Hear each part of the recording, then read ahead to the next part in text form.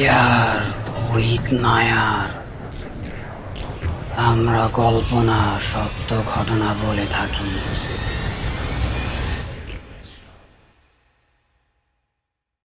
আসসালামু আলাইকুম।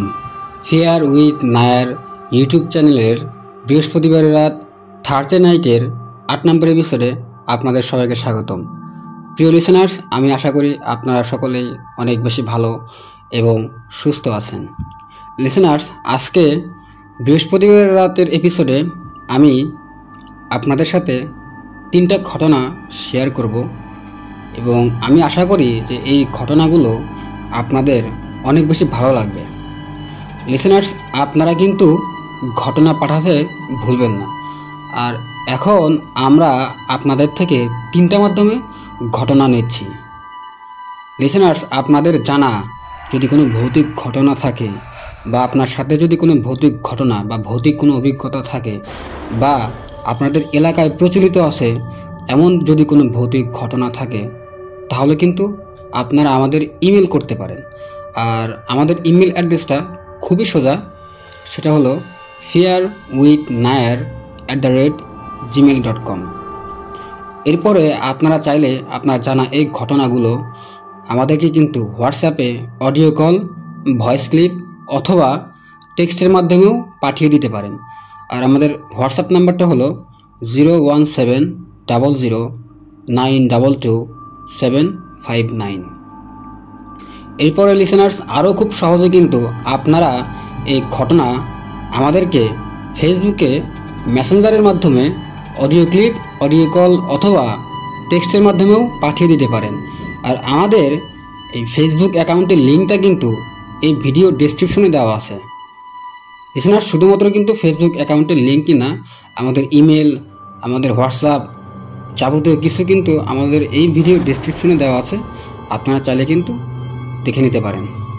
তো কথা না বাড়িয়ে আজকে বৃহস্পতিবারের রাত থার্সডে নাইটের 8 নম্বর এপিসোডের প্রথম ঘটনায় আমরা চলে যাব। আর এই প্রথম ঘটনাটা আমি যার থেকে সংগ্রহ করেছি তার নাম হলো আয়শা মুনিয়া। আর এই আয়শা মুনিয়া আপুর গ্রামের বাড়ি সিরাজগঞ্জের রায়গঞ্জ উপজেলার কোনো এক গ্রামে। আর ঘটনাটা আসলে যেখানে ঘটেছে ঠিক এই একই জায়গায়, মানে লিসেনার্স, এই সিরাজগঞ্জের রায়গঞ্জ উপজেলার কোনো এক গ্রামে আয়শা মুনিয়া আপু আমাদের এই যেখানে ঘটনাটা ঘটেছে সেই জায়গার একদম এক্স্যাক্ট যে লোকেশন, সেই লোকেশনটা দিয়েছে, কিন্তু লিসেনার্স সঙ্গত কারণে কিন্তু আমরা এই সঠিক যে লোকেশন, এই লোকেশনটা আমরা আপনাদের সামনে প্রচার করতে পারছি না। এই জন্য আমরা আপনাদের কাছে আন্তরিকভাবে দুঃখিত। লিসেনার্স, আমরা সবসময় চেষ্টা করি আপনাদের সত্যিকারের ভৌতিক ঘটনা শোনানোর জন্য। আর এই কারণে ক্ষেত্র বিশেষে কিন্তু আমাদের বিশেষ বিশেষ কিছু জায়গা বা কোনো মানুষের নাম এইগুলো গোপন রাখতে হয়। তো যাই হোক, এই ঘটনাটা আসলে একটা পুকুরকে কেন্দ্র করে। আর এই পুকুরের নাম হলো জোর পুকুর। তো ওই এলাকায় যারা আছেন লিসেনার্স, আপনারা কিন্তু এই জোর পুকুরের নাম শুনে থাকবেন। এবং আমার এই ঘটনাটা শোনার পর আপনাদের কাছে আমার অনুরোধ থাকবে, কমেন্ট বক্সে কোনোভাবে আপনারা এই পুকুরটা আসলে কোথায় অবস্থিত এইটা আপনারা বলবেন না। তো যাই হোক, এই আয়শা মুনিয়া আপুর নানির বাড়ি আর ঘটনাটা যেখানে ঘটেছে ওই বাড়ি প্রায় পাশাপাশি, মানে একই গ্রামে পাশাপাশি। আর আয়শা মুনিয়া আপু খুব ছোটোবেলায় উনি যখন ওনার নানি বাড়িতে যেতেন তখন এই পুকুর সম্পর্কে উনি অনেক কিছু জানতেন এবং আশেপাশে যারা ছিল তাদের থেকে অনেক কিছু শুনতেন, কিন্তু তিনি আসলে এইভাবে গুরুত্ব দেয় নাই। তো পরবর্তীতে তার এক বান্ধবীর যখন ওই বাড়িতে বিয়ে হয়, তখন তিনি যখন নানি বাড়িতে যান, নানি বাড়িতে যাওয়ার পর তার বান্ধবীর সাথে যখন কথা হয়, তখন তিনি এই পুকুর সম্পর্কে ঘটে যাওয়া বেশ কিছু ঘটনা উনি জানতে পারেন। তো ঘটনাটা আসলে যার সাথে ঘটে সেই ছেলেটা হলো এই আয়শা মুনিয়া আপুর বান্ধবীর দেবর। তো এই দেবরকে আয়শা মুনিয়া আপু উনি ছোটোবেলায় দেখতেন, কারণ লিসেনার্স ওনার নানি বাড়ি কিন্তু একই গ্রামে এবং পাশাপাশি ছিল। তো একদিন হয় কি, তো এর আগে আরেকটু বলে রাখি লিসেনার্স, এই যখন আয়শা মুনিয়া আপু এই তার বান্ধবীর যে দেবর ওনাকে দেখতেন ছোটোবেলায়, তখন কিন্তু এই ছেলেটা খুব স্বাভাবিক ছিল এবং তার ভিতরে কোনো সমস্যা ছিল না। তো একদিন হয় কি, আয়শা মুনিয়া আপু আর তার খালা ওনারা দুজন আয়শা মুনিয়া আপুর নানি বাড়ি যায়। তো নানি বাড়ি যখন যায় তখন তারা দেখতে পায় এই যে ছেলেটা, মানে আয়শা মুনিয়া আপুর যে বান্ধবীর দেবর ছিল, এই ছেলেটা ও প্রতিবন্ধী, মানে কোনো কথা বলতে পারতেছে না, সব কিছুই বোঝে কিন্তু কথা বলতে পারে না। তার হাঁটা চলা সবই ঠিক আছে কিন্তু কথা বলতে পারে না। তো এই বিষয়টা আসলে তাদের কাছে একটু অন্যরকম লাগে যে তারা কিন্তু এই ছেলেটাকে ছোটবেলায় একদম স্বাভাবিক দেখেছিল, সে কথা বলতে পারতো, সব কিছু করতে পারতো, কিন্তু এখন হঠাৎ করে তার আসলে কি হয় এই বিষয়টা তারা আসলে অনেক জানতে চায়। তো এক পর্যায়ে এই ছেলের মা, মানে এই আয়শা মুনিয়া আপুর বান্ধবীর শাশুড়ি ছিল, তিনি তাদের কাছে বেশ কিছু ঘটনা শেয়ার করেন। আর এই ঘটনাটাই আসলে আজকের আমাদের বৃহস্পতিবারের রাত থার্সডে নাইট এপিসোডের প্রথম ঘটনা। আশা করি এই ঘটনাটা লিসেনার্স আপনাদের অনেক বেশি ভালো লাগবে। তো চলুন এখন আমরা লিসেনার্স মূল ঘটনায় চলে যাব। লিসেনার্স মূল ঘটনায় চলে যাওয়ার আগে আমরা আরেকটা বিষয় আপনাদের কাছে ক্লিয়ার করব। এই আয়শা মুনিয়ার আপু যে বান্ধবী আছে, ওনার নাম আমরা জানতে পেরেছি, কিন্তু বিশেষ কিছু কারণে আমরা তার নামটা আপনাদের সামনে প্রকাশ করতে পারবো না। তো যাই হোক, এই আয়শা মুনিয়া আপুর বান্ধবীর শাশুড়ির যখন বিয়ে হয় তখন থেকে আসলে এই ঘটনাগুলো ঘটতে থাকে। আর এই আয়শা মুনিয়া আপুর বান্ধবীর শাশুড়ির যখন বিয়ে হয়, বিয়ে হওয়ার পরে যখন উনি এই বাড়িতে আসেন তখন আসলে এই বাড়ির অবস্থা খুবই খারাপ ছিল। মানে একটা টিনের বাড়ি ছিল তখন, আর 3-4টা রুম ছিল। তখন তাদের অবস্থা একদম শোচনীয় ছিল। আর এই আয়শা মুনিয়া আপুর বান্ধবীর শাশুড়ি, উনি এই বাড়িতে আসার পর বিভিন্ন কিছু খেয়াল করতো, যে রাত্রে মনে হচ্ছে তার রুমে কেউ আছে, কেউ হাঁটাচলা করে, এসব সহ তিনি অনেক কিছু খেয়াল করতো, যে অনেক অস্বাভাবিক কিছু ঘটতো তার আশেপাশে। তো গ্রামের মহিলা হওয়ার কারণে উনি আসলে এই বিষয়গুলা ওইভাবে ভয় পেত না। আর লিসেনার্স, আমি তাদের যে বাড়ি ছিল, এই বাড়ির রুম ছিল কয়েকটা, এবং আয়শা মুনিয়া আপুর বান্ধবীর শাশুড়ি যে রুমে ছিল ওই রুম থেকে, ওই রুমের জানালা থেকে কিন্তু এই জোর পুকুর দেখা যেত। জানালা খুললেই এই যে জোর পুকুরটা ছিল, পাশাপাশি দুটা পুকুর, এই পুকুরটা খুব ভালোভাবে দেখা যেত। তো যখন এই আয়শা মুনিয়া আপুর বান্ধবীর শাশুড়ি জানালার কাছে আসতো তখন মনে হতো যে কেউ যেন এই পুকুর থেকে তাকে ফলো করতেছে এবং তাকে দেখতেছে। তো যাই হোক, এইভাবে একটা সময় চলে যাওয়ার পর এই আয়শা মুনিয়া আপুর যে বান্ধবীর ওনার যে হাজব্যান্ড ছিল, ওনারা ছিল 2 ভাই এবং 2 বোন। তো এই 2 বোনের বিয়ে হয়ে গেছে, এবং যে ভাই ছিল বড় ভাই, ওনার তো আসলে বিয়ে হয় এই আয়শা মুনিয়া আপুর বান্ধবীর সাথে। আর এই ছোট ভাইটা যে ছিল, এটার সাথে আসলে মূল ঘটনা শুরু হয়। তো এই ছোট ভাই, মানে আয়শা মুনিয়া আপুর বান্ধবীর যে দেবর, উনি যখন হয়, তো হওয়ার পরে আসলে তেমন কোনো অস্বাভাবিক ঘটনা ঘটে নাই, সব কিছুই তখন স্বাভাবিক ছিল। তো একদিন হয় কি, এই আয়শা মুনিয়া আপুর যে বান্ধবী ছিল, ওনার শাশুড়ি ওনার ছোটো ছেলেকে ঘরে রেখে কোনো একটা কাজ করার জন্য বাইরে যায়। আর বাহির থেকে আসার পরে যখন রুমে আসে তখন সে দেখতে পায় এই যে তার ছেলেটা অস্বাভাবিকভাবে কান্না করতেছে, এবং তার এই চোখ দুটো একদম উল্টে যায়। তো এই বিষয়টা আসলে ওনারা খুব স্বাভাবিকভাবেই নেয়, এবং ওনারা এটা মেনে নেয় যে হয়তো এটা খুব স্বাভাবিক একটা ঘটনা। তো যাই হোক, মূল ঘটনা শুরু হয় এই আয়শা মুনিয়া আপুর বান্ধবীর দেবরের যখন 3 থেকে 4 বছর বয়স হয়। তো একটা সময় হয় কি, এই ছেলেটার 3 থেকে 4 বছর বয়স হয় এবং ও একটু একটু বুঝতে শেখে এবং একটু কথা বলতে পারে। তো এই সময়ে এই ছেলেটার সাথে আসল ঘটনা হয়। তো কোনো এক কারণে এই ছেলেটা খেলতে খেলতে এই যে জোর পুকুর ছিল, এই জোর পুকুরের কাছে চলে যায়। তো চলে যাওয়ার পর এই ছেলে কোনো কিছু একটা দেখার পরে যখন চিৎকার দেয়, এই চিৎকার দেওয়ার পরেই এই ছেলে আর কথা বলতে পারে না। তো বাড়ির লোকজন তখন এই ঘটনাটা ঘটার পরে তারা এটাকে ভৌতিক ঘটনা না ভেবে তারা তখন বিভিন্ন ডাক্তার দেখাতে থাকে। তো অনেক ডাক্তার দেখানোর পরেও কিন্তু এই ছেলেটার মুখ দিয়ে কোনো কথা আর তখন বের হয় না। তো যেহেতু ছোট ছেলে ছিল, বাড়ির সকলেই অনেক বেশি চিন্তিত হয়ে পড়ে। তো তারা ডাক্তার দেখানোর পরেও যখন কোনো কাজ না হয়, তখন তারা কবিরাজের কাছে যায় এবং এই কবিরাজ ওনার কাছে এই আয়শা মুনিয়ার আপুর বান্ধবীর যে শাশুড়ি ছিল, উনি সকল ঘটনা আসলে খুলে বলে। আর কবিরাজ তখন এই ছেলের সাথে যে এরকম ঘটনা ঘটেছে এবং কেন সে কথা বলতে পারে না, এর কারণগুলো বিস্তারিত বলে। তো কবিরাজের ভাষ্যমতে এই যে জোর পুকুর ছিল লিসেনার্স, এই জোর পুকুরে নাকি দুই পুকুরে দুইটা যমজ ভাই, ওরা হচ্ছে জিন, এই যমজ দুই ভাই ওরা নাকি বহু বছর আগে থেকে এখানে থাকে এবং ওরা আসলে চায় না যে এই জায়গায় কেউ থাকুক।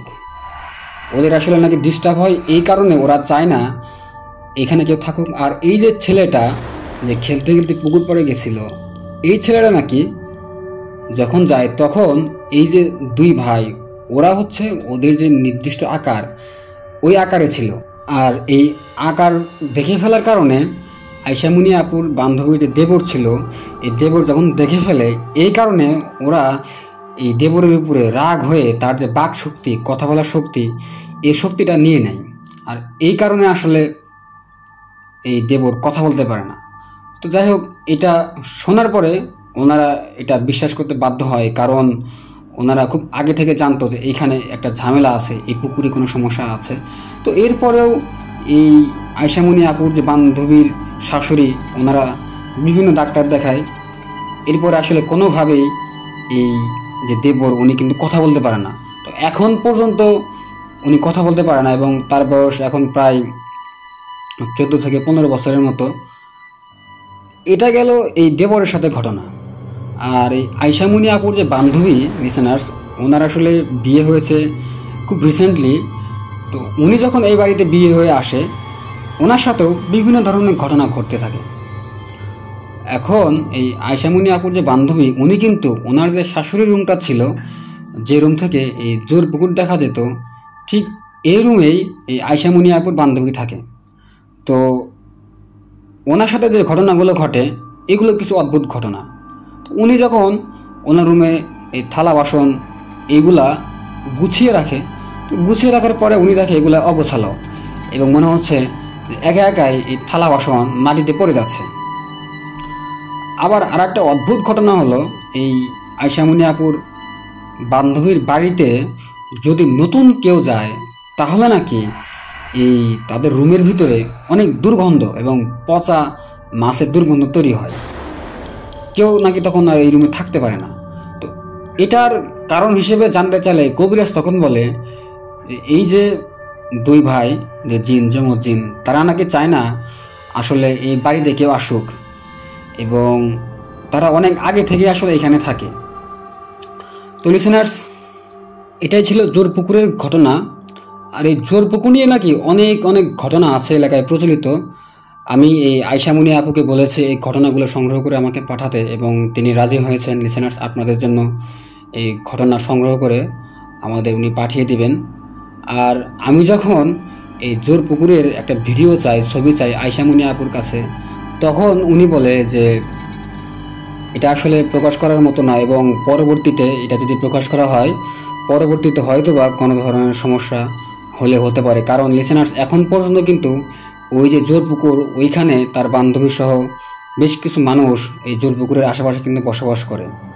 তো ইনশাল্লাহ আমরা চেষ্টা করব কোনো এক এপিসোডে লিসেনার্স আপনাদের এই জোর পুকুরের ছবি এবং ভিডিও সহ প্রকাশ করতে। আশা করি এই ঘটনাটা আপনাদের ভালো লেগেছে। তো এটাই ছিল আজকে ফিয়ার উইথ নায়ার ইউটিউব চ্যানেলের বৃহস্পতিবারের রাত থার্সডে নাইটের 8 নম্বর এপিসোডের প্রথম ঘটনা। আমি আশা করি লিসেনার্স এই ঘটনাটা আপনাদের ভালো লেগেছে, গ্রামের একদম সত্য ঘটনা। লিসেনার্স আপনাদের এমন কোনো ঘটনা জানা থাকলে আমাদের কিন্তু পাঠাতে ভুলবেন না। আর আমাদের জানাতে পারেন আপনি আমাদের ইমেল অ্যাড্রেসে। আমাদের ইমেল অ্যাড্রেসটা হলো fearwithnair@gmail.com। আর আমাদের হোয়াটসঅ্যাপ এবং ফেসবুকেও কিন্তু আপনি চাইলে আপনার জানা বা আপনার সাথে ঘটে যাওয়া এমন সত্য ঘটনা থাকলে আমাদেরকে পাঠিয়ে দিতে পারেন। আমাদের হোয়াটসঅ্যাপ নাম্বার এবং আমাদের ফেসবুক অ্যাকাউন্টের লিঙ্কটা কিন্তু এই ভিডিওর ডেসক্রিপশনে দেওয়া আছে। তো চলুন কথা না বাড়িয়ে আজকে ফেয়ার উইথ নায়ার ইউটিউব চ্যানেলের থার্সডে নাইট বৃহস্পতিবার রাতের 8 নম্বর এপিসোডের দ্বিতীয় ঘটনায় চলে যায়।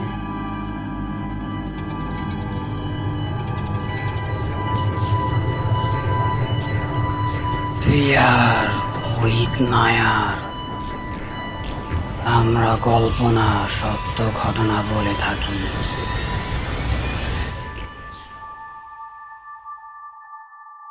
স্বাগত জানাচ্ছি প্রিয় লিসেনার্স, আজকে ফেয়ার উইথ নায়ার ইউটিউব চ্যানেলের বৃহস্পতিবার রাতের 8 নম্বর এপিসোডের দ্বিতীয় ঘটনায়। লিসেনার্স, আপনারা যারা এই মুহূর্তে আমাদের এই ঘটনাগুলো শুনছেন এবং পরবর্তীতে শুনবেন, আপনাদের কাছে আমার অনুরোধ থাকবে আমাদের ভিডিওতে একটা লাইক এবং আপনার গুরুত্বপূর্ণ মন্তব্য কিন্তু কমেন্ট বক্সে জানাতে ভুলবেন না।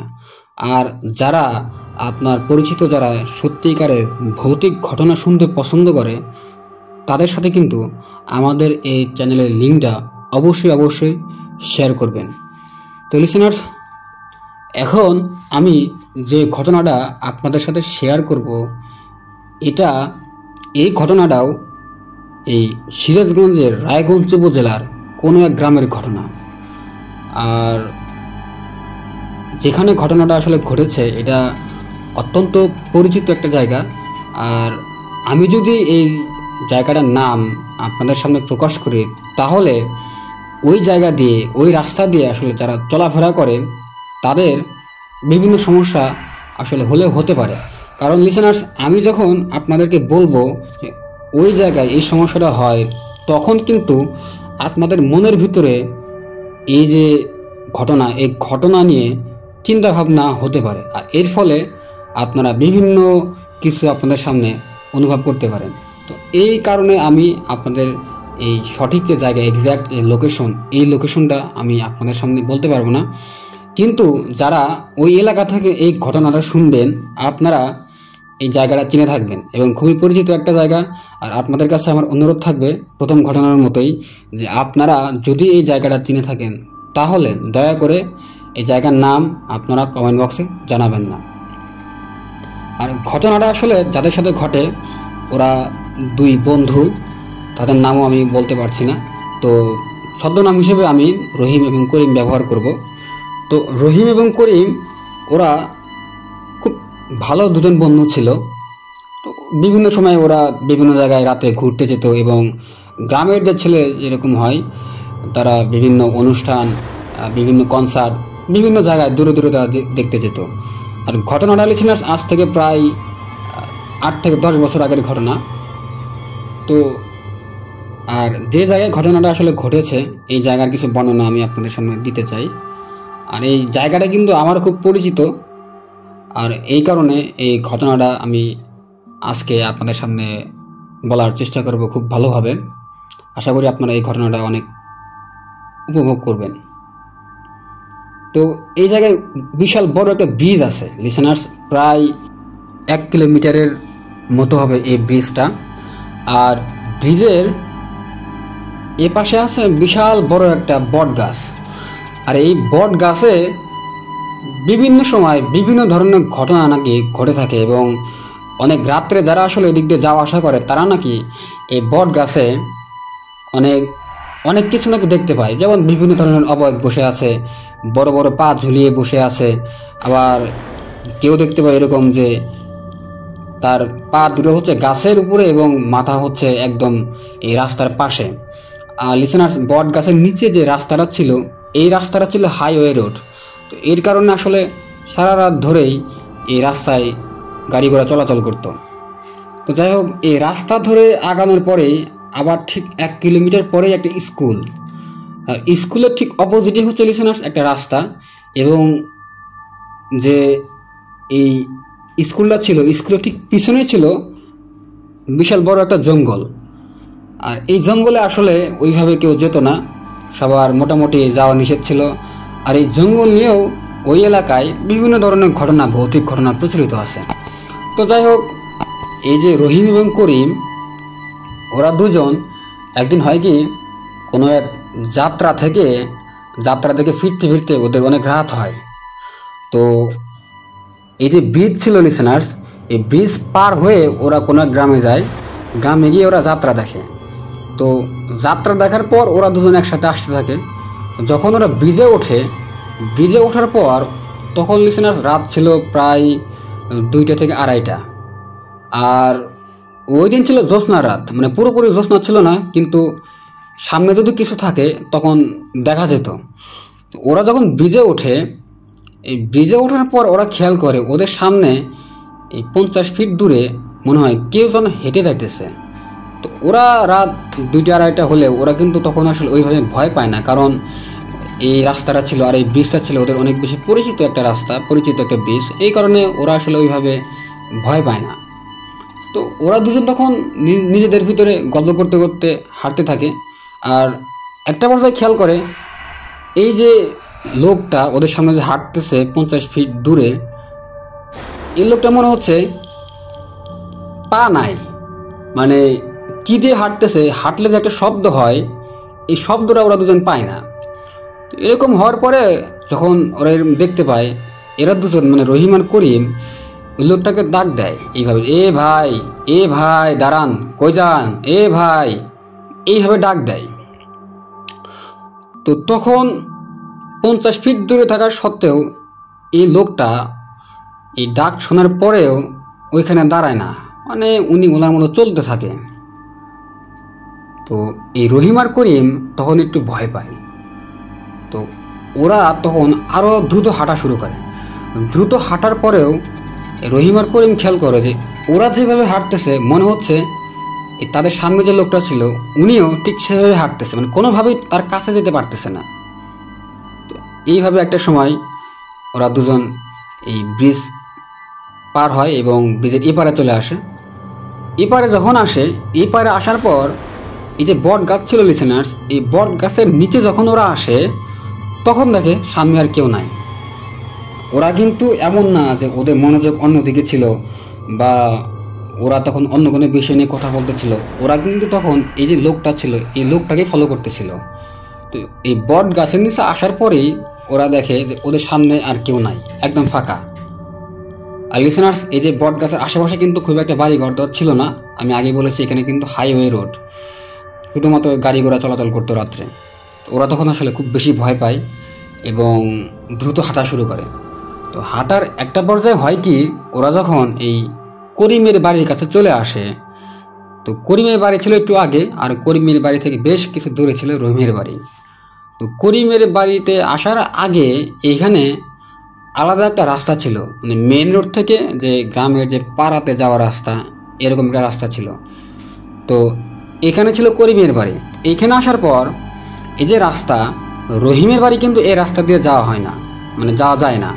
রহিম করে কি, কোনো কিছু না বলেই এই যে রাস্তাটা ছিল এই রাস্তার দিকে যাওয়া শুরু করে এবং কোনো কথা না বলেই। তো এটা দেখে তো করিম তো ভয় পায় যে কী ব্যাপার, ওর তো বাড়ি এদিকে না এবং ওর তো এদিকে যাওয়ার কথা না, ও কেন এদিকে যায়। তো করিম ও হচ্ছে এই রহিমের এমন অবস্থা দেখে অনেক বেশি ভয় পায় এবং ও তখন করে কি, এই রহিমকে ওর কোমরে ধরে একদম জড়িয়ে ধরে। আর ঠিক তখন মনে হয় এর করিমের ভাষ্য অনুযায়ী তখন মনে হচ্ছে এই রহিমের ভিতরে মনে হয় কেউ একজন ভর করে এবং ওর তখন শক্তি অনেক বৃদ্ধি পায়। এবং একটু পরে হয় কি, এই করিম যখন টানতে টানতে টেনে হিঁচড়ে এই রহিমকে যখন ওদের বাড়িতে নিয়ে আসে, বাড়িতে নিয়ে আসার পর রহিম ও একটু সেন্সলেসের মতো হয়ে যায়, মানে লিসেনার্স পুরোপুরি সেন্সলেস না, সেন্সলেসের মতো হয়ে যায়। তো করিম কিন্তু এই যে রহিমের সাথে যে ঘটনা বা ওদের সাথে আসলে যে ঘটনাগুলো ঘটে, এই ঘটনাগুলো তখন বাড়ির আসলে কাউকে বলে না। বয়স তখন ওদের খুব কম ছিল আর এই কারণে বাড়ির লোকজন বকাবকি করতো বা এইসব ভেবে বাড়ির কাউকে জানায় না। তো করিম করে কি, রহিমকে এর মুখে একটু পানি ছিটিয়ে দেওয়ার পরে যখন এই রহিম যখন স্বাভাবিক হয় তখন এই রহিমকে ও জিজ্ঞেস করে, করিম জিজ্ঞেস করে, তোর আসলে কি হয়েছিল বা তুই এরকম করতেছিলি কেন, আর এই রাস্তা দিয়ে যাওয়া শুরু করেছিলি কেন, তুই তো এদিকে যাস না, তোর বাড়ি তো অন্য রাস্তায়। তো তখন এই রহিম ও আসলে কিছু বলতে পারে না। তো ওভাবে আমাকে তুই এখানে নিয়ে আসছিস কেন, আমি তো বাড়ি যাবো, মানে এই কথা বলে। তো করিম তখন রহিমকে বলে যে তুই আজকে আমার বাড়িতে থাক, তোর আর আজকে বাড়িতে যাওয়ার দরকার নাই। মানে করিম হচ্ছে এই রহিমকে তার বাড়িতে থাকতে বলে, কিন্তু এই রহিম সে কোনোভাবে এই করিমের বাড়িতে থাকতে চায় না।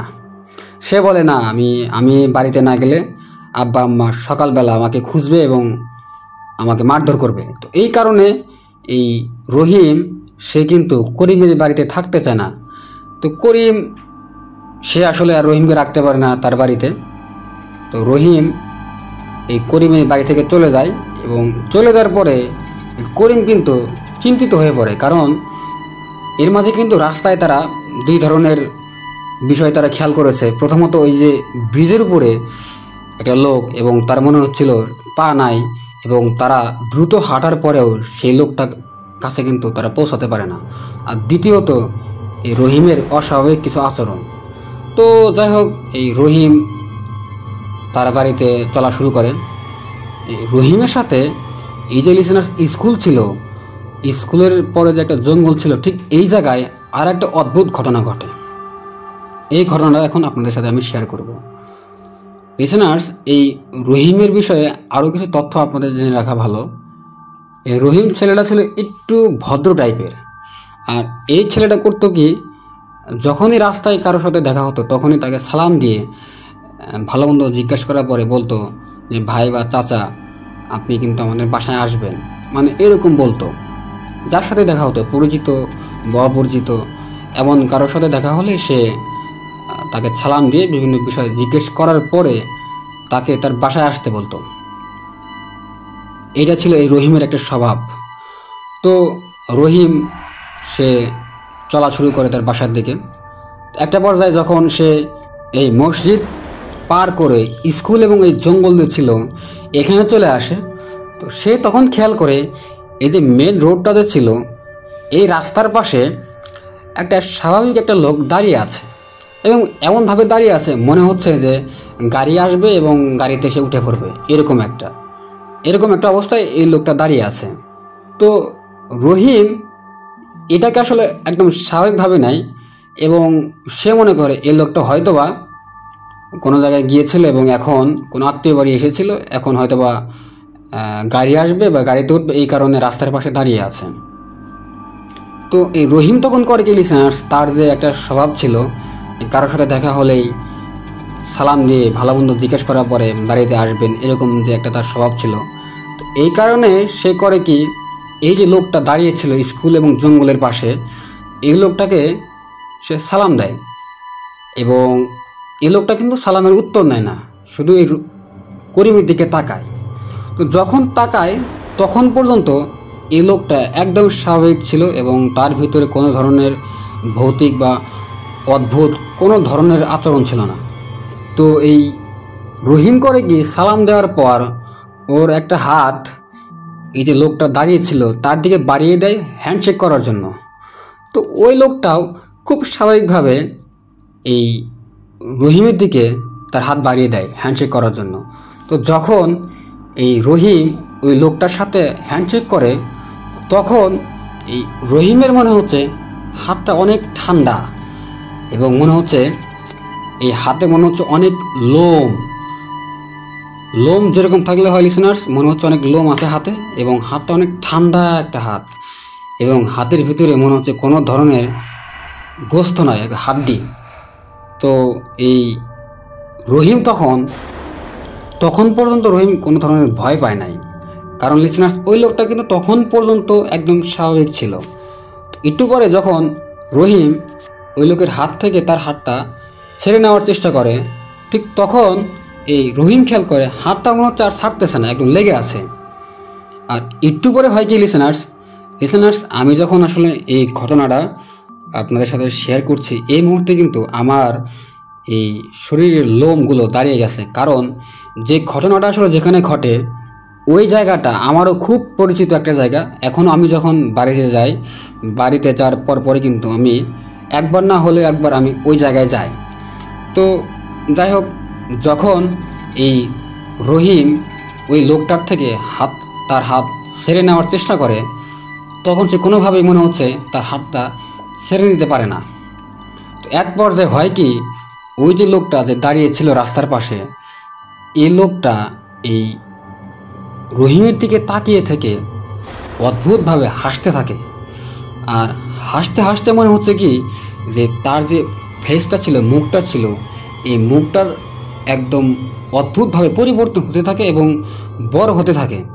বড় হতে হতে হতে হতে তার যে চোখ ছিল লিসেনার্স, এই চোখটা মনে হচ্ছে তার চোখের যে জায়গা, এই জায়গা থেকে মনে হচ্ছে একদম বের হয়ে আসতেছে, এরকম অবস্থা।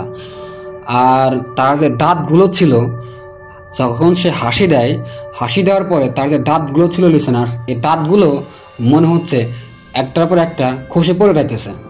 তো এইটা দেখার পরে তো আসলে রহিমের অবস্থা লিসেনার্স খুব খারাপ হয়ে যায় এবং সে ভয় একদম কাঁপতে থাকে। তার তখন আসলে কোনো ধরনের দোয়া, কোনো কিছুই সে আসলে তখন মনে করতে পারে না। তো এই লোকটা তখন কিন্তু এইভাবে মানে অদ্ভুতভাবে হাসার উপরে আছে এবং রহিমকে যে কোনো ধরনের ক্ষতি করা, তার যে শারীরিকভাবে কোনো আঘাত করা, এইটা আসলে সে করে না। তো একবার যে হয় কি, এই রহিম সে আল্লাহর নাম নিয়ে জোরে একটা চিৎকার দিয়ে এই যে লোকটা যে দাঁড়িয়েছিল তার হাত থেকে এই রহিমের হাতটা ছাড়িয়ে নিতে সক্ষম হয় এবং ছাড়িয়ে নেওয়ার পরেই সে জোরে এক দৌড় দিয়ে, তার কিন্তু লিসেনার্স ওই স্কুল, এই স্কুল থেকে তার যে বাড়ি, এটা কিন্তু খুব বেশি দূরে ছিল না। তো এক দৌড়ে সে তার বাসায় যায় এবং বাসায় পৌঁছানোর পরে জোরে একটা চিৎকার দেওয়ার পরে সে অজ্ঞান হয়ে যায়। তো বাড়ির সবাই এই চিৎকার শুনে এত রাত্রে কে চিৎকার করলো এগুলো ভেবে তারা বাইরে আসে এবং বাইরে এসে তারা দেখে এই যে রহিম সে অজ্ঞান হয়ে পড়ে আছে। তো তারা তখন আসলে বুঝতে পারে যে হয়তোবা কোনো ধরনের অদ্ভুত ভৌতিক একটা ঘটনা ঘটে গেছে, এই কারণে রহিম এখানে অজ্ঞান হয়ে পড়ে আছে। তো রহিমকে তারা ধরাধরি করে রুমের ভিতরে নিয়ে যায়। রুমের ভিতরে নিয়ে গিয়ে তারা এই রহিমের মাথায় পানি ঢালে এবং ঠিক ভোরবেলা এই রহিমের জ্ঞান ফিরে আসে। তো জ্ঞান ফিরে আসার পর এই রহিমকে তারা সব কিছু জিজ্ঞাসা করে এবং এই রহিম তার সাথে যা যা ঘটে একদম শুরু থেকে শেষ পর্যন্ত এই সব কিছু বাড়ির সবার সাথে শেয়ার করে।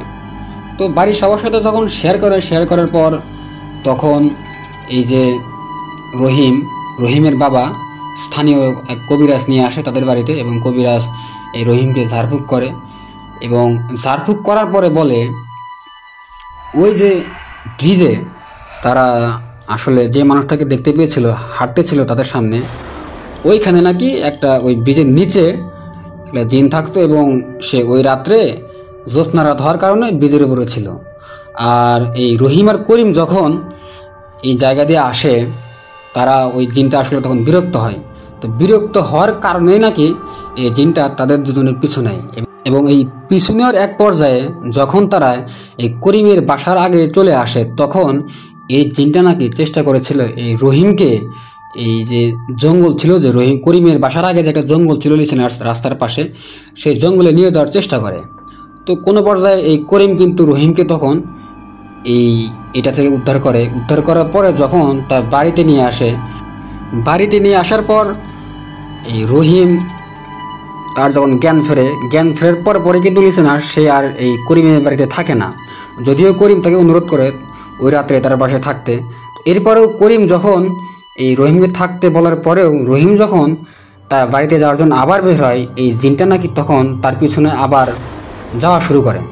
তো যখন এই রহিম স্কুল আর এই যে জঙ্গল ছিল লিসেনার্স, এই যে মাঝামাঝি স্থান এখানে চলে আসে, তখন নাকি এই জিনটা আবার এই রহিমের সামনে চলে আসে। আর কবিরাজের মতো এই জিনের আসলে মূল উদ্দেশ্য ছিল এই রহিমকে ভয় দেখানো, তার বড় ধরনের কোনো ক্ষতি করার কোনো ইচ্ছা নাকি এই জিনের ছিল না।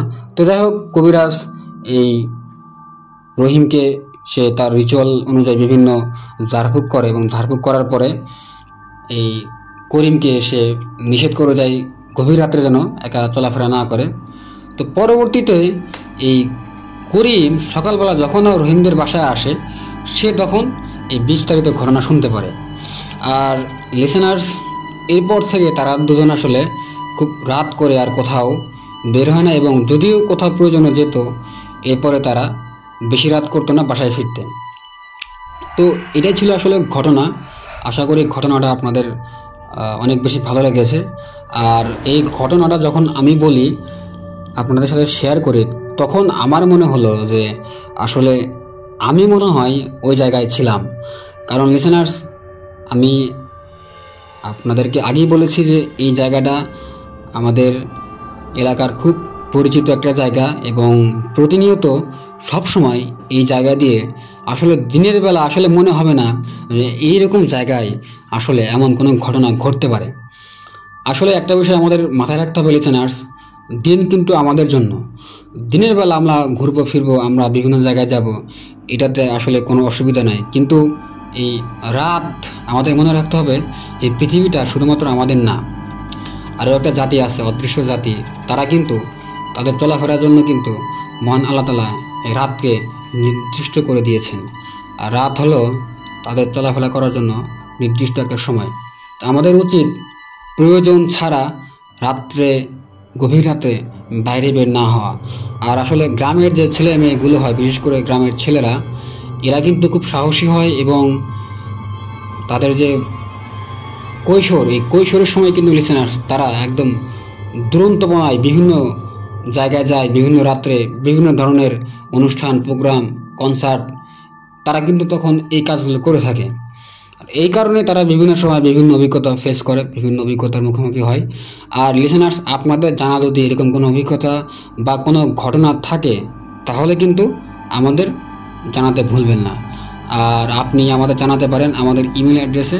আমাদের ইমেল অ্যাড্রেসটা হলো fearwithnair@gmail.com। আপনি চাইলে কিন্তু আমাদের হোয়াটসঅ্যাপ এবং ফেসবুকে মেসেঞ্জারে অডিও কল অথবা ভয়েস ক্লিপ অথবা টেক্সটের মাধ্যমে কিন্তু এই ঘটনাগুলো আমাদের জানাতে পারেন। আর আমাদের হোয়াটসঅ্যাপ নাম্বার আর ফেসবুক অ্যাকাউন্টের লিঙ্কটা কিন্তু এই ভিডিওর ডেসক্রিপশনে দেওয়া আছে। তো লিসেনার্স, চলুন কথা না বাড়িয়ে আজকে ফেয়ার উইথ নায়ার ইউটিউব চ্যানেলের বৃহস্পতিবার রাতের 8 নম্বর এপিসোডের তৃতীয় এবং শেষ ঘটনায় চলে যাই।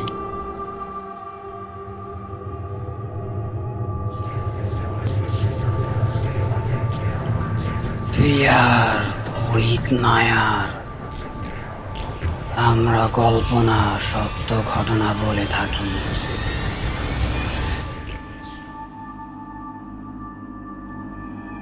স্বাগত জানাচ্ছি প্রিয় লিসেনার্স আজকে ফেয়ার উইথ নায়ার ইউটিউব চ্যানেলের বৃহস্পতিবার রাতের 8 নম্বর এপিসোডের তৃতীয় এবং শেষ ঘটনায়। লিসেনার্স, এখন আমি আপনাদের সাথে যে ঘটনাটা শেয়ার করব, এই ঘটনাটা আমাদের পাঠিয়েছেন নারায়ণগঞ্জের চাষারা থেকে বাদল ভাই। আর এই বাদল ভাই, উনি আসলে চাকরির সুবাদে নারায়ণগঞ্জের চাষারার কোনো এক এলাকায় থাকেন। নির্দিষ্ট এলাকার নাম আমরা লিসেনার্স সঙ্গত কারণে বলতে পারবো না। তো এই ঘটনাটা খুব রিসেন্টলি ঘটে যাওয়া একটা ঘটনা। আজ থেকে প্রায় 4 কিংবা 5 মাস আগের ঘটে যাওয়া একটা ঘটনা এটা। আর ঘটনাটা খুব ছোট্ট একটা ঘটনা, কিন্তু রহস্যময়। তো এই বাদল ভাই, উনি আসলে এই চাকরির কারণে নারায়ণগঞ্জের চাষারার কোনো এক এলাকায় থাকতেন। আর এই চাকরির কারণে ওনাকে মাঝে মাঝে রাত জাগতে হতো। তো একদিন হয় কি, উনি যখন রাত জেগে ওনার যে ডিউটি ছিল, ডিউটি করার সময়, তো প্রতিদিন যেরকম ডিউটি করতেন সেইভাবে সে আসলে তার ডিউটি করতে থাকে। তো এক পর্যায়ে হয় কি, উনি যখন বসেছিলেন, উনি তখন খেয়াল করেন যে ওনার ঠিক সামনে 20 থেকে 30 হাত দূরে মনে হচ্ছে নিকোষ কালো একটা কোনো কিছু দাঁড়িয়ে আছে। আর মনে হচ্ছে এই যে অবয়বটা ছিল, কালো একটা অবয়ব, এই অবয়বের এই হাঁটু থেকে পা পর্যন্ত নাই, শূন্য একদম ভেসে আছে। তো উনি এটা দেখে আসলে ঠিক তেমন কোনো ভয় পায় না। তো উনি তখন এই যে অবয়বটা দাঁড়িয়েছিল, এই অবয়বের উদ্দেশ্যে বলে ওঠে যে, এভাবে বলে যে, আমি তো আপনার আসলে কোনো ক্ষতি করি নাই, আর আমি আশা করি আপনি আমার কোনো ক্ষতি করবেন না। এইভাবে উনি এই অবয়বের উদ্দেশ্যে বলে। আর ঠিক ওই সময় উনি খেয়াল করে যে ওই চারদিকে মনে হচ্ছে বাজে একটা দুর্গন্ধ ছড়িয়ে পড়ছে। তো এরপর ঠিক একটু পরে যখন এই বাদল ভাই এই কথাগুলো বলে, তো কথাগুলো বলার পরেই মনে হলো একটা দমকা একটা বাতাস আসার পর এই অবয়বটা সে অদৃশ্য হয়ে যায়। তো এরপর বাদল ভাই এই বিষয়টা নিয়ে পরবর্তীতে আর যায় ঘাটাঘাটি বা কাউকে কোনো কিছু বলা সে বলে না। এরপরে ঘটে যায় আর একটা অদ্ভুত ঘটনা। তো একদিন এই বাদল ভাই উনি বরাবরের মতোই তার রাত্রে ডিউটি হওয়ার কারণে ওই জায়গায় সে বসেছিল এবং বসে থেকে সে তার যে কাজ সে কাজগুলো যখন করতেছিল, তো হঠাৎ করে মনে হলো তাকে কেউ যেন ধাক্কা দিয়ে একদম ফেলে দেয় এবং সে চারদিকে কাউকে দেখতে পায় না, একদম একা, চারদিকে কেউ ছিল না লিসেনার্স, একদম সে একা ছিল। তো এই বিষয়টা যখন হয় তখন সে একটু ভয় পায় এবং এই ভয় পাওয়ার পরে সে আসলে বুঝতে পারে যে এই জায়গাটাতে আসলে কোনো ধরনের প্যারানর্মাল কোনো কিছুর উপস্থিতি থাকতে পারে। আর এই যে বাদল ভাই ছিল লিসেনার্স, ওনার আসলে প্রচুর পরিমাণে সিগারেট খাওয়ার অভ্যাস ছিল। যখন তিনি আসলে এই বিষয়গুলোর মুখোমুখি হতেন ঠিক ওই সময়ে তিনি তার পকেট থেকে কিন্তু সিগারেট ধরাতেন। আর এই সিগারেট যখন ধরাতেন তখন তার ভাষ্য অনুযায়ী এই যে অবয়ব ছিল বা যাই ছিল এটা নাকি তার কাছে আসতে পারতো না।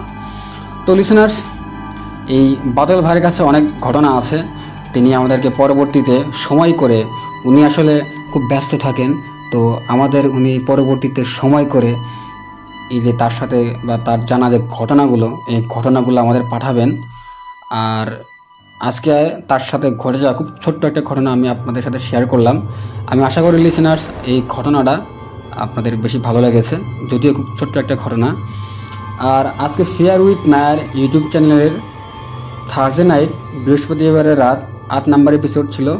আমি আশা করি এই এপিসোডের সকল ঘটনাগুলো আপনাদের অনেক বেশি ভালো লেগেছে। লিসেনার্স, আপনারা কিন্তু ঘটনা পাঠাতে ভুলবেন না।